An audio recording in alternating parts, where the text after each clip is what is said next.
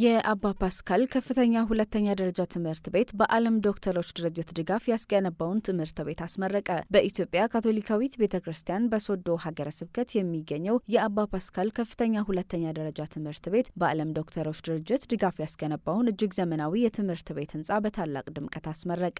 ይህ ዘመናዊ የትምህርት መንደር ተማሪዎች በቂ እውቀትና ክህሎት እንዲገበዩ የሚያስችሉ ልዩ ልዩ መገልገያዎችን በውስጡ ያቀፈ ሲሆን 14 አዳዲስ የመማሪያ ክፍሎች፣ ለተግባራዊ ትምህርት ደረጃቸውን የጠበቁ ቤተ ሙከራዎች፣ የአስተዳደር ስራዎችን የሚያቀላጥፉ ዘመናዊ ቢሮ፣ የስብሰባ አዳራሽና የተሟላ ቤተ መጻሕፍት ይገኙበታል። ከዚህ በተጨማሪ ምቹ አገልግሎት የሚሰጥ ካፍቴሪያና የምግብ መመገቢያ ቦታዎችን በማካተት የትምህርት ቤቱን ገጽታ ከፍ አድርገውታል። በምርቃት መርሃ ግብሩ ላይ የተገኙት የሶዶ ሀገረ ስብከት ጳጳስ ብፁዕ አቡነ ደጀኔ ህንፃው ከግዙፍ ቁሳቁስ ባለፈ ለልጆች የተሰጠ ትልቅ የዕድል ስጦታ መሆኑን ገልጸው ተማሪዎች ፈሪሃ እግዚአብሔር እንዲኖራቸውና ብቁ ዜጋ እንዲሆኑ መክረዋል።